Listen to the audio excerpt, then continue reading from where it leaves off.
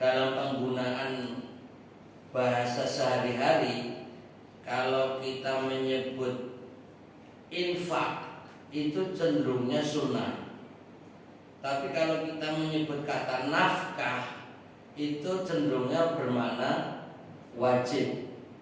Nah, ini yang membedakan bahasa kita sebenarnya, bahwa ini suami wajib memberi nafkah kepada istri, kepada anak. Jadi ketika sudah mendengar kata nafkah, otomatis kita langsung memberi kesimpulan hukum wajib.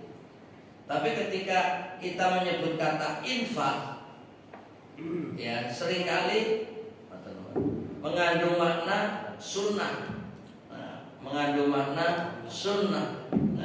Tapi sebenarnya secara bahasa, mau itu infak, mau itu nafkah, itu dua kata yang secara bahasa asal usul katanya sama, nafaqo. Nafkah dari nafaqo, infak dari anfaqo yang asal usul katanya nafaqo. Untuk mengetahui seperti ini dengan pendekatan ilmu shorof. Tapi dalam buku Al-Marawi di muqaddimahnya sudah memberi penjelasan, tidak memberi penjelasan yang panjang berkaitan dengan ilmu nahwu, ilmu shorof, ilmu balaghah. Jadi di dalam kitab Al-Marawi ini tidak banyak ditemukan penjelasan asal usul kata secara ilmu bahasa Arab, ilmu shorof, kemudian penjelasan secara ilmu nahwu, ya tata bahasa Arab, atau penjelasan berkaitan dengan keindahan-keindahan bahasa, yaitu ilmu balaghah.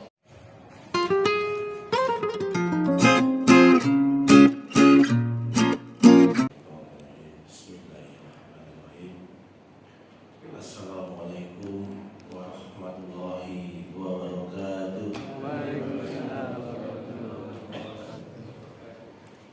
Innal hamdalillah nahmaduhu wa nasta'inuhu wa nastaghfiruh wa na'udzu billahi min shururi anfusina wa min sayyiati a'malina. May yahdihillahu fala mudilla lahu wa may yudlil fala hadiya lahu. Asyhadu an la ilaha illallah wahdahu la syarika lah wa asyhadu anna Muhammadan abduhu wa rasuluh. Amma ba'du. Qala ta'ala fil Qur'anil Karim, a'udzu billahi minasyaitonir rajim. Bismillahirrahmanirrahim. Wal 'ashr innal insana lafi khusr illa allazina amanu wa amilus shalihat wa tawassaw bil haqq wa tawassaw bis sabr. Rabbi shrah li sadri wa yassir li amri wahlul 'uqdatam min lisani yafqahu qawli. Shadaqallahu adzim. Bapak-bapak dan ibu-ibu serta hadirin hadirat yang insyaallah di subuh pagi ini Allah muliakan, mudah-mudahan kita semua dalam keadaan sehat walafiat. Pertama-tama marilah kita senantiasa memanjatkan puja dan puji syukur atas nikmat yang Allah berikan kepada kita, terutama nikmat iman, nikmat Islam, nikmat sehat walafiat, nikmat sempat, sehingga di usia yang kita miliki pada hari ini dapat bermanfaat untuk kehidupan sehari-hari kita. Tak lupa salawat dan salam tetap tercurahkan kepada junjungan kita baginda Nabi Agung Nabi besar Muhammad sallallahu alaihi wasallam, yang insyaallah mudah-mudahan kita nanti saatnya di yaumul qiyamah akan mendapatkan syafaat dari beliau. Amin Allahumma amin. Seperti biasa di setiap ba'da subuh akan ada kajian yang insyaallah hadir di tengah kita, di tengah-tengah kita, guru kita Al-Mukarram Bapak Haji Burhan Hasbi LC, yang akan memberikan kajian berupa tafsir Al-Quran, yang alhamdulillah sudah hadir di sini, dan insyaallah apa yang beliau nanti sampaikan dapat kita bermanfaat buat kita semua. Di sini kami memberikan apresiasi dan terima kasih kepada Bapak Bambang Sumarjoko bahwa nanti ada sarapan pagi. Setelah pengajian ini ada sarapan pagi yang akan kita laksanakan pada selesai kajian. Untuk mempersingkat waktu, marilah sama-sama kita membaca basmalah. Bismillahirrahmanirrahim. Kepada beliau Bapak Haji Burkan Aspirasi, waktu dan tempat kami persilakan. Bismillahirrahmanirrahim. Assalamualaikum warahmatullahi wabarakatuh. Waalaikumsalam warahmatullahi wabarakatuh. Innal hamdalillah nahmaduhu wa nasta'inuhu wa nastaghfiruh wa na'udzu billahi min shururi anfusina wa min sayyiati a'malina. May yahdihillahu fala mudilla lahu wa may yudlilhu fala hadiya lahu.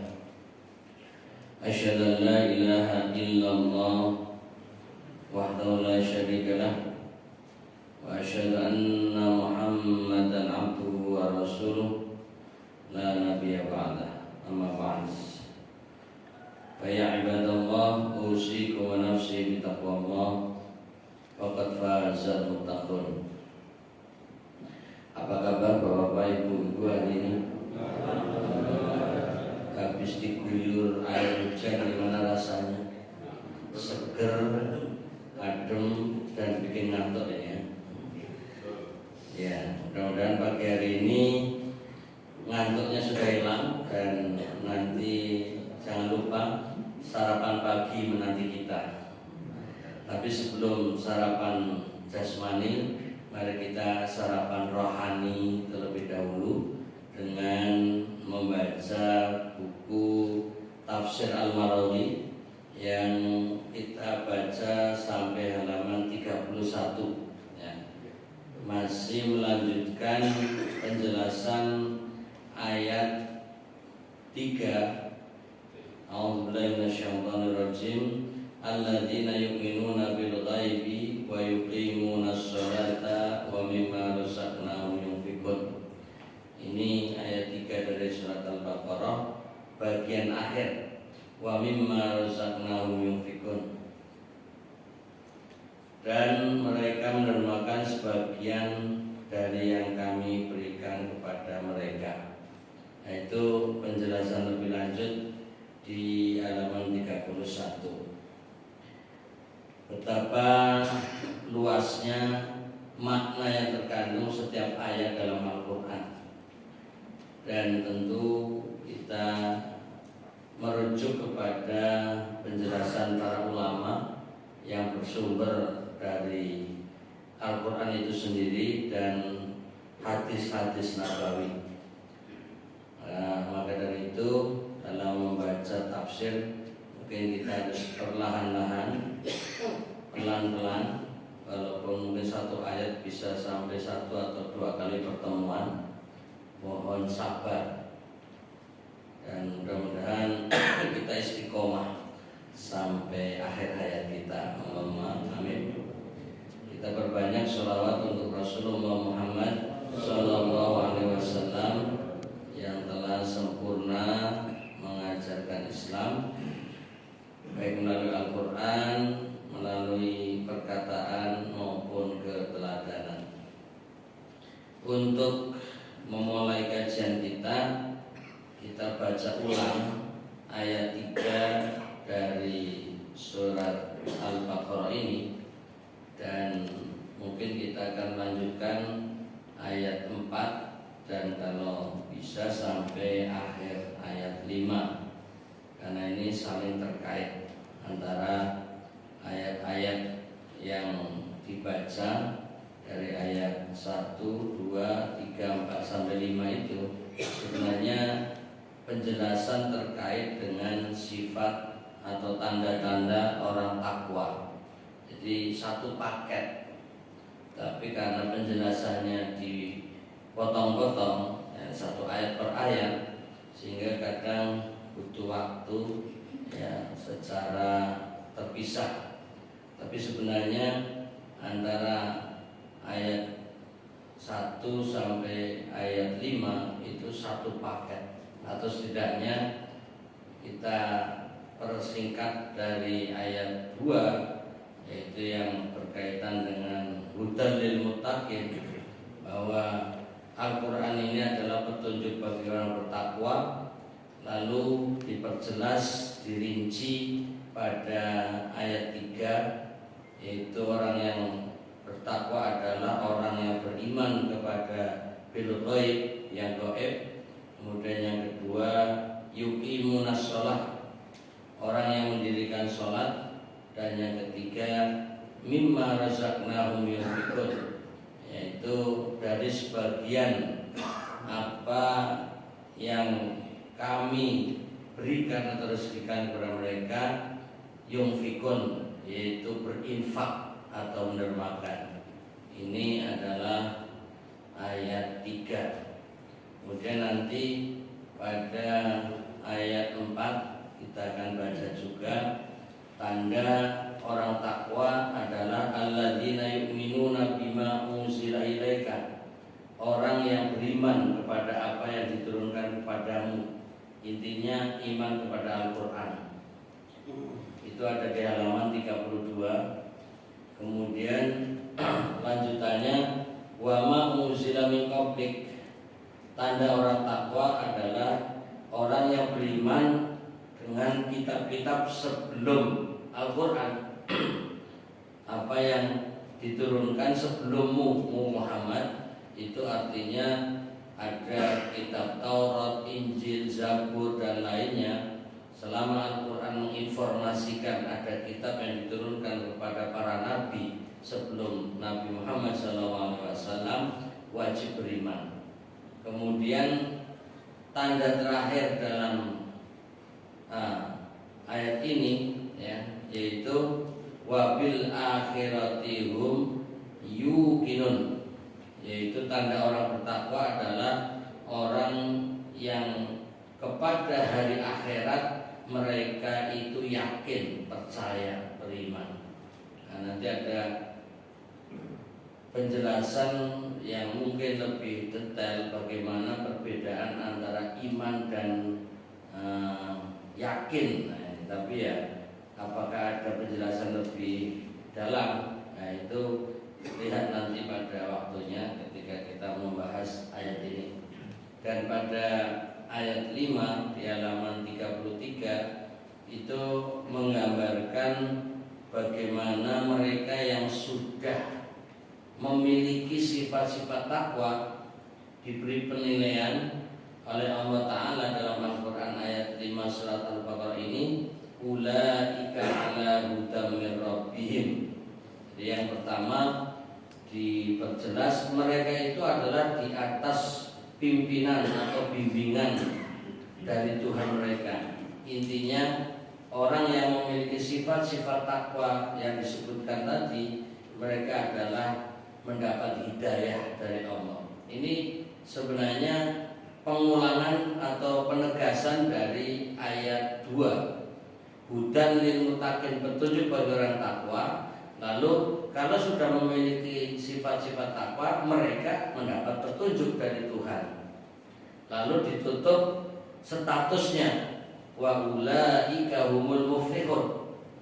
Mereka yang sudah mendapat petunjuk, itulah orang-orang sukses, itulah orang-orang bahagia, itulah orang-orang yang meraih keberhasilan. Nah, maka mengukur sukses dan bahagia adalah dengan sifat-sifat takwa yang tersebut di ayat-ayat yang kita baca dari ayat, katakanlah ayat 1 awal Al-Baqarah sampai ayat 5. Baik kita baca lagi ayat-ayatnya untuk menghangatkan suasana dan untuk meraih pahala. A'udzu billahi minasy syaithanir rajim. A'udzu billahi minasy syaithanir rajim. Ayat 3 halaman 29. alladzina yu'minuna bil ghaibi wa yuqimuna as-salata wa mimma razaqnahum yunfiqun.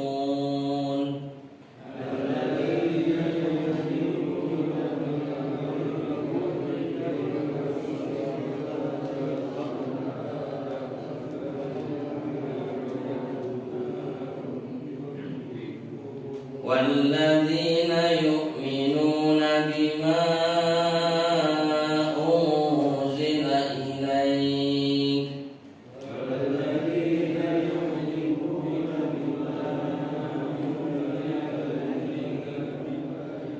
وما أنزل من قبلك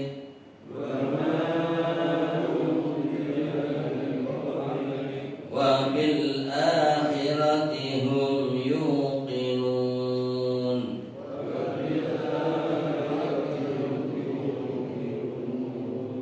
Ayat 5 di halaman 33. Ulaika ala hudam min rabbihim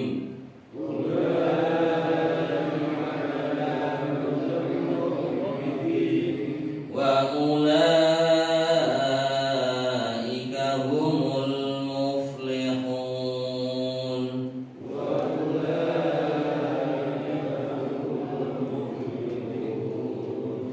Alhamdulillah, kita sudah membaca 3 ayat. Mudah-mudahan per hurufnya betul-betul menjadi pahala yang berlipat 10 kali lipat.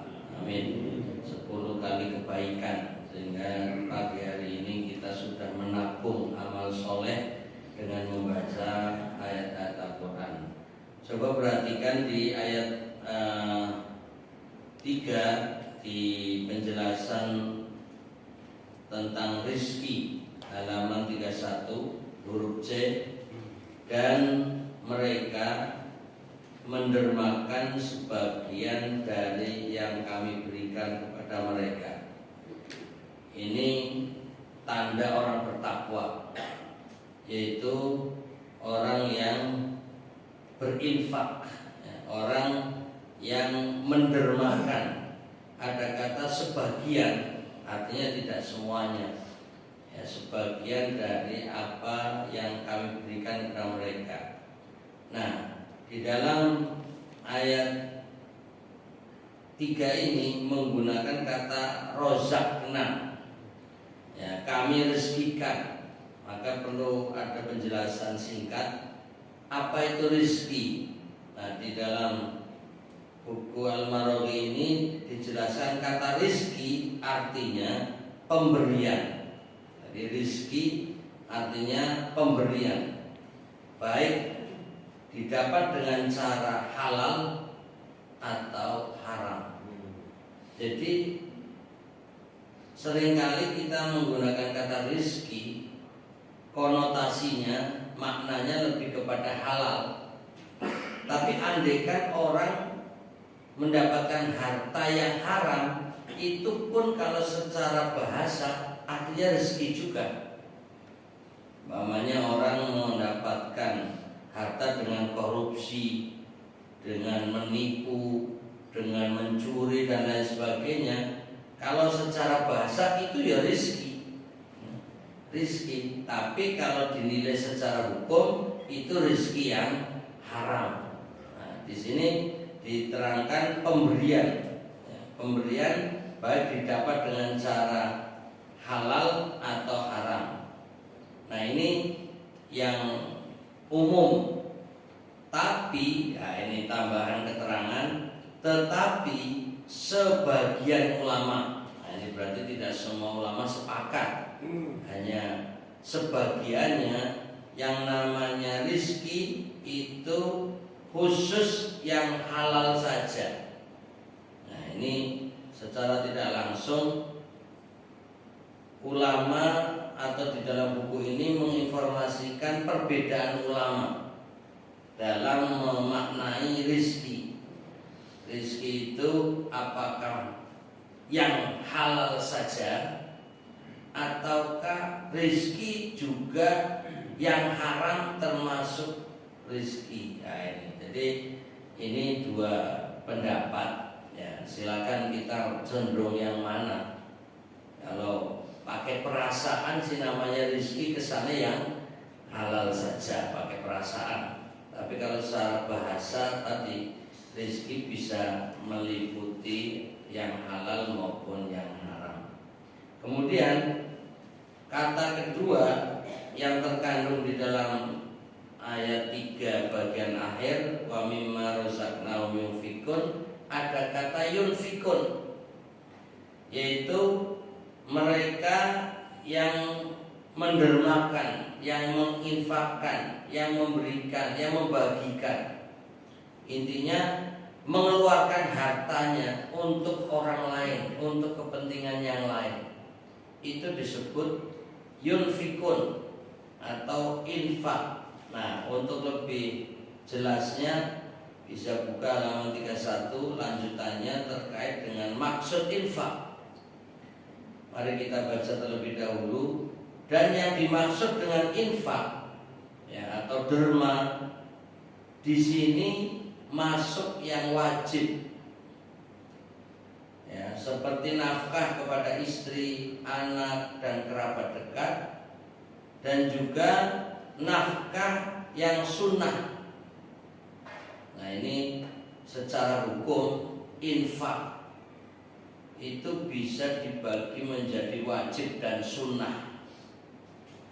Biasanya dalam penggunaan bahasa sehari-hari, kalau kita menyebut infak itu cenderungnya sunnah. Tapi kalau kita menyebut kata nafkah itu cenderungnya bermakna wajib. Nah, ini yang membedakan bahasa kita sebenarnya, bahwa ini suami wajib memberi nafkah kepada istri, kepada anak. Jadi ketika sudah mendengar kata nafkah, otomatis kita langsung memberi kesimpulan hukum wajib. Tapi ketika kita menyebut kata infak, ya seringkali mengandung makna sunnah. Mengandung makna sunnah. Nah, tapi sebenarnya secara bahasa, mau itu infak, mau itu nafkah, itu dua kata yang secara bahasa asal usul katanya sama, nafaqo. Ya. Nafkah dari nafaqo, infak dari anfaqo, yang asal usul katanya nafaqo. Untuk mengetahui seperti ini dengan pendekatan ilmu shorof. Tapi dalam buku Al-Marawi di muqaddimahnya sudah memberi penjelasan, tidak memberi penjelasan yang panjang berkaitan dengan ilmu nahwu, ilmu shorof, ilmu balaghah. Jadi di dalam kitab Al-Marawi ini tidak banyak ditemukan penjelasan asal usul kata secara ilmu bahasa Arab, ilmu shorof, kemudian penjelasan secara ilmu nahwu, ya tata bahasa Arab, atau penjelasan berkaitan dengan keindahan-keindahan bahasa, yaitu ilmu balaghah. Tapi kadang sesekali rasanya diperlukan, walaupun tidak ditulis dalam buku ini. Terkadang saya secara lisan memberi tambahan-tambahan keterangan untuk melengkapi apa yang tidak tertulis dalam buku tafsir Al-Marawi ini. Seperti ini tadi. Dalam buku mengatakan infak diambil dari kata anfaqo. Kemudian dalam ayat yunfikun. Nah, dalam penjelasannya infak bisa ada yang wajib, ada yang sunnah. Nah, tapi kalau yang sering kita gunakan kata infak, ya itu pikiran kita langsung mengatakan itu sunnah. Tapi dalam bahasa Arab infak ada yang wajib, ada yang sunnah. Ya.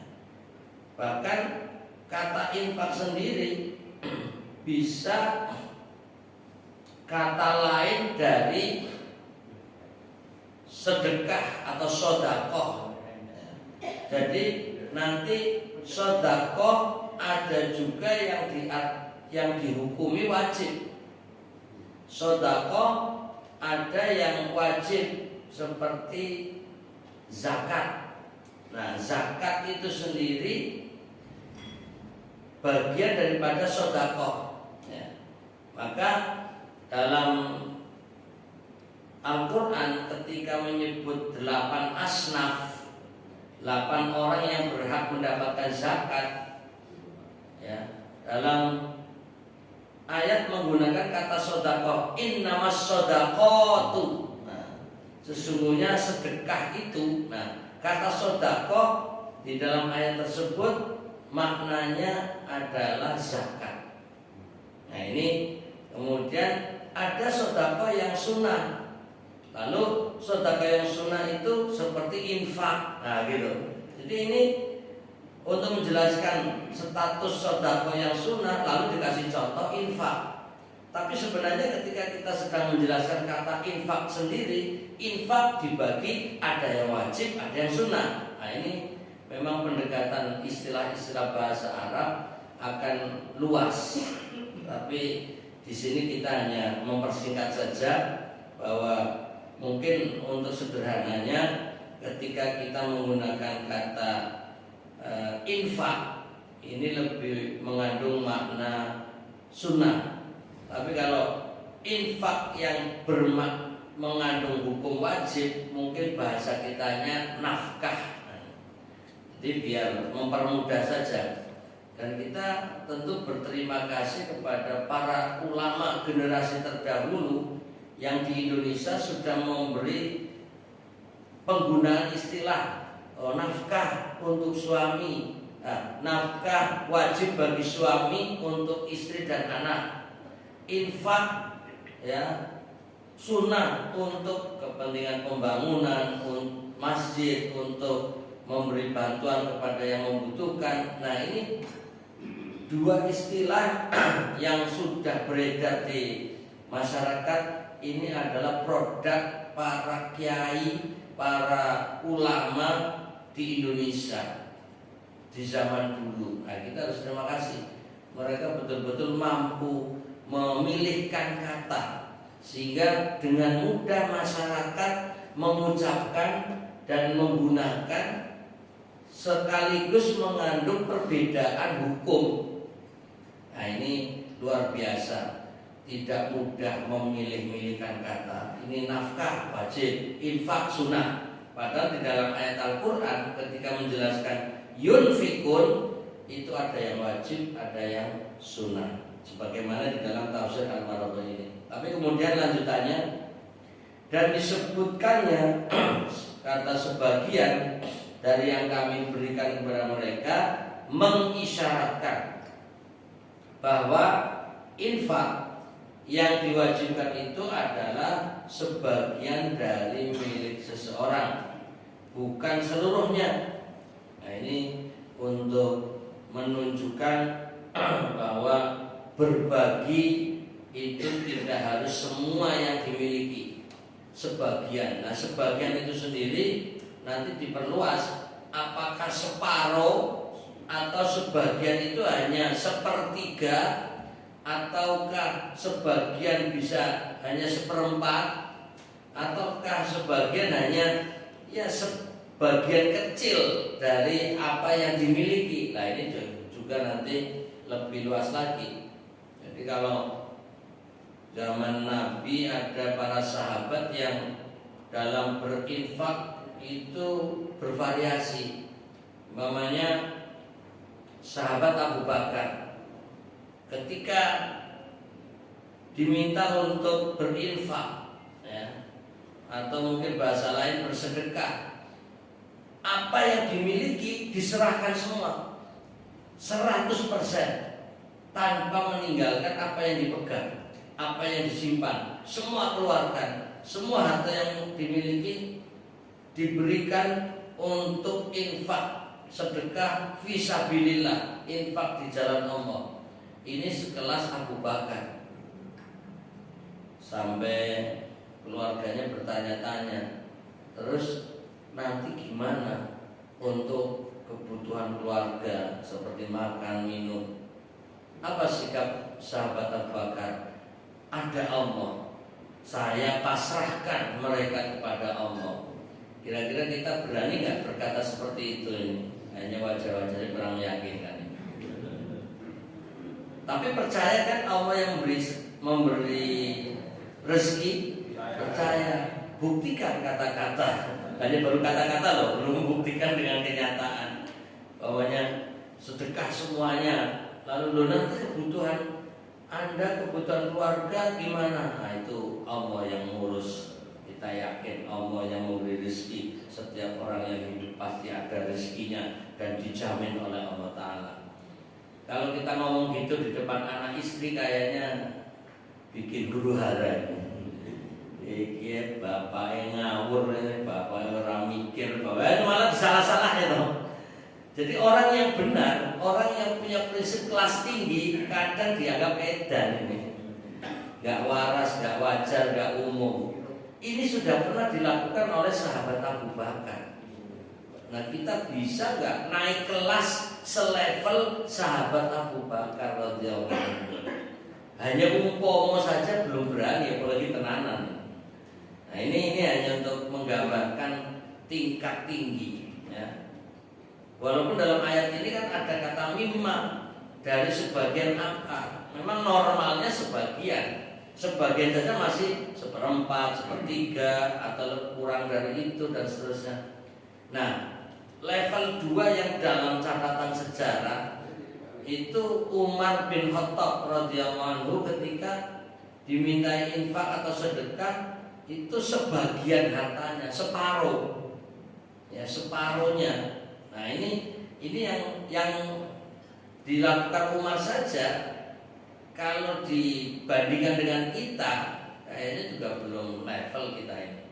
Separuh harta yang dimiliki disedekahkan. Ini kelas berat ini. Abu Bakar sudah kelas berat, Umar separuh ini juga kalau kita ukur termasuk kelas berat juga. Bagaimana umpamanya kita punya harta, katakan ya punya 100 juta umpamanya ya, untuk contoh saja, punya uang 100 juta ini baru uang loh, belum rumah, belum kendaraan, mobil dan sebagainya, baru uang yang punya 100 juta lalu sedekahkan 50 juta. Wah ini ngono ya mikir loh. Nah ini hanya contoh-contoh untuk menunjukkan sifat orang takwa itu bukan sekedar kata-kata, tapi harus ada bukti nyata. Nah ini yang berat kalau diterapkan. Tapi setidaknya ayat ini memberi motivasi kepada kita bahwa kalau kita ingin menjadi orang muflihun, orang yang bahagia nanti di akhirat atau bahagia di dunia, ya di dunia ini dan nanti tentunya di akhirat, ya jadi orang takwa. Dan sifat orang takwa, wa mimma razaqnahum yunfiqun, dan dari apa yang apa yang diberikan kami, rezekikan kami kepada mereka ya, itu yunfiqun, diinfakkan. Ini contoh kedua Umar bin Khattab radhiyallahu anhu. Ini saya tambahkan cerita-cerita di luar yang tertulis. Kemudian contoh lain, sahabat Utsman bin Affan radhiyallahu anhu ketika suatu hari diminta untuk infak. Apa yang diberikan Utsman bin Affan? Yaitu memiliki 1000 onta yang di punggung onta barang dagangan penuh, yang kemudian Utsman bin Affan mensedekahkan semua itu. Wah, coba, ini tidak menyebut semuanya, tidak menyebut semua harta Utsman, tidak pula menyebut sebagian harta Utsman, tapi memiliki 1000 onta. Itu tentu punya harta yang lain. Di atasnya barang dagangan, semuanya disedekahkan. Masya Allah, ini cerita nyata. Nah, kira-kira kita kapan seperti itu? Nah ini Jadi ini hanya untuk menggugah perasaan betapa rendahnya nilai infak kita, betapa kecilnya apa yang sudah kita infakkan dibandingkan Abu Bakar, Umar, Utsman radhiyallahu anhu. Nah ini biar kita termotivasi, ayo berinfak, ayo bersedekah, bahwa apa yang kita keluarkan selama ini baru kecil, baru sedikit dibandingkan para sahabat. Maka wajar mereka mendapat radhiyallahu anhum, Allah meridhoi mereka karena memang sesuai kehendak Allah. Nah, kapan kita mendapat ridha Allah? Ya kalau kita mengikuti apa yang Allah kehendaki dalam Al-Quran, apa yang dijelaskan Nabi Muhammad SAW dalam hadis-hadisnya, apa yang kita lihat dan kita dengar, apa yang dilakukan oleh para sahabat kita teladani, dan seterusnya. Ada satu lagi tambahan. Ada sahabat Abdurrahman bin Auf radhiyallahu anhu. Itu ya mungkin lebih kepada bisnis, tapi bisnis yang mengandung unsur menolong, yaitu ketika para sahabat yang memiliki kebun kurma waktunya panen, itu lagi jihad fisabilillah, sehingga kurma-kurmanya terlantar, sehingga menjadi bosok, rusak, ya, gagal panen karena waktunya panen belum pada pulang dari jihad. Sehingga ya mungkin secara manusiawi mereka pada merasa, wah ini kurmanya nggak bisa dijual karena rusak semua. Ya antara mungkin sedih tapi juga pasrah. Lalu apa yang dilakukan Abdurrahman bin Auf? Minta semua tetap dipanen dengan diberi harga seharga umumnya dijual ketika normal, dengan kurma yang harga ketika panen sebelumnya berapa, walaupun ini adalah kurma bosok, kurma rusak. Coba pertanyaannya, kita pernah nggak mau beli buah yang bosok dengan harga yang normal itu? Nah ini kayaknya dianggap kitanya yang nggak normal gitu. Tapi inilah yang terjadi. Abdurrahman bin Auf ingin menginfakkan hartanya dengan cara memberi harga kurma rusak, kurma bosok dengan harga kurma yang bagus. Ya, tentu para sahabat senang sekali karena merasa walaupun gagal panen, walaupun kurmanya rusak, tetap mendapatkan hasil panen sebagaimana wajarnya, sebagaimana umumnya normalnya. Bahkan mungkin ada nilai harga yang lebih. Akhirnya Abdurrahman bin Auf hanya minta tolong itu semua kurma bosoknya kumpulkan di satu tempat. Lalu mereka yang mengumpulkan juga mikir, ini buat apa kurma bosok ini? Ya, tapi bagi Abdurrahman bin Auf infaknya adalah untuk menolong, ya, untuk menolong mereka yang sedih karena gagal panen. Mereka adalah jihad fisabilillah, pulangnya kurma-kurmanya sudah rusak. Nah ini contoh bagaimana infak yang dilakukan oleh para sahabat itu mengandung hal-hal yang bermanfaat dan menginspirasi kita.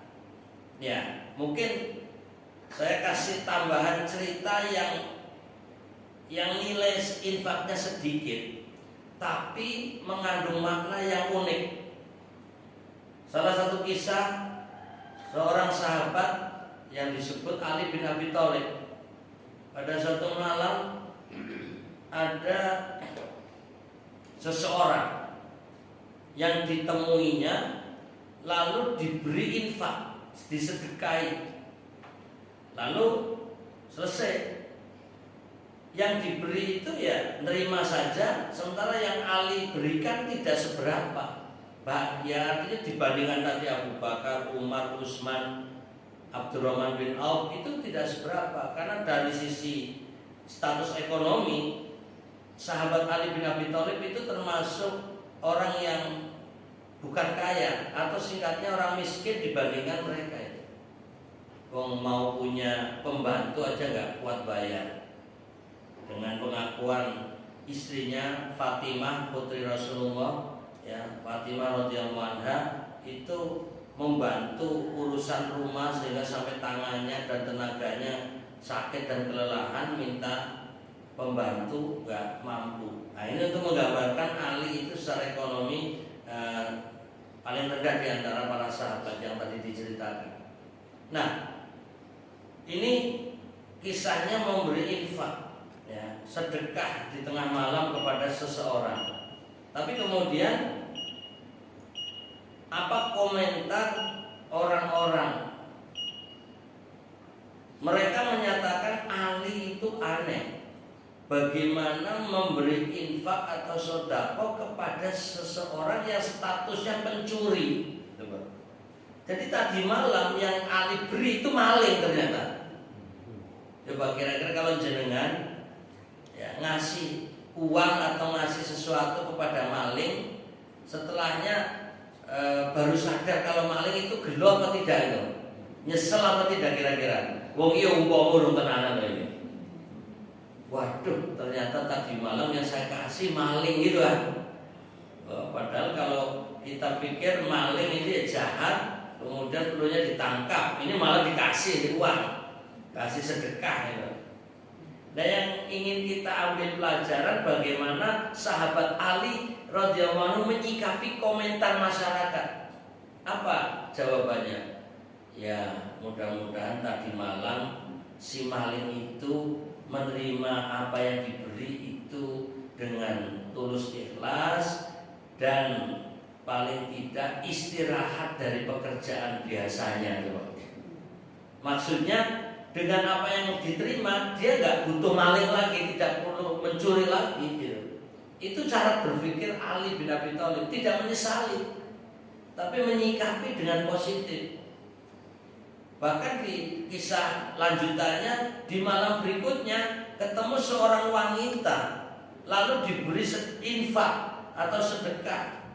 Komentar orang-orang di pagi hari, Ali kok yo sedekah ke seorang wanita yang sebenarnya berstatus ya WTS, pelacur. Ini kan wah aneh lagi ini. Tapi kemudian Ali menyikapinya, mudah-mudahan tadi malam libur dari pekerjaan hariannya. Ini cara menyikapi terhadap apa yang sudah diinfakkan. Ya ini jangan kemudian dilebih-lebihkan. Wah, kok yang mestinya dikasih mungkin dapat bonus saja, nggak bisa begitu. Ini jangan dipikir terlalu jauh. Yang kita sikapi adalah bagaimana Ali dalam berinfak ikhlas tanpa pamrih.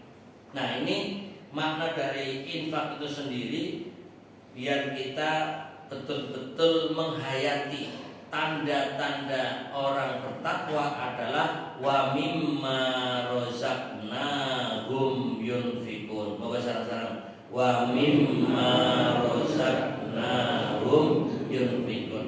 Dengan mengucapkan ini membangkitkan semangat kita menjadi orang takwa yang rajin infak. Mudah-mudahan kita ahlul infak. Allahumma amin. Tentu ukuran infak berbeda-beda, maka saling menghargai. Ada yang mungkin besar karena memang secara ekonomi mampu, mungkin hanya kecil, mungkin karena secara ekonomi pas-pasan, tapi bukan melihat jumlahnya, tapi bagaimana ketulus ikhlasannya. Dan tentunya apa yang diberikan Allah itu ada hak-hak milik orang lain sekecil apapun. Di antaranya tadi ada infak wajib, ya, nafkah, ada infak sunnah, ya, mungkin berbagi kepada fakir miskin dan lain sebagainya. Dan mungkin termasuk yang menyediakan menu makanan pagi hari ini infak yang barokah. Allahumma amin. Pak Joko. Ya, alhamdulillah barokah insyaallah. Baik, dan mudah-mudahan yang lain menyusul gitu. Jadi berlanjut. Oke. Jadi artinya apa yang kita baca menyemangati kita untuk kebaikan. Fastabiqul khairat. Siap? Semangat. Dan mudah-mudahan yang kita baca ini bermanfaat ya, walaupun secara tekstual kita tidak membaca ya secara rinci, tapi paling tidak memberi manfaat. Dan masih ada tanda-tanda takwa di ayat 4. Insya Allah kita lanjutkan di lain waktu. Mohon sabar ya. Sedikit demi sedikit lama-lama menjadi bukit. Siap? Sepakat? Setuju? Istiqomah dalam membaca? Mudah-mudahan pekan yang akan datang sehat walafiat, bisa melanjutkan untuk membaca ayat-ayat surat Al-Baqarah ini. Allahumma amin. Akhirul kalam, subhanakallahumma wa bihamdika asyhadu an la ilaha illa anta astaghfiruka wa atubu ilaik. Assalamualaikum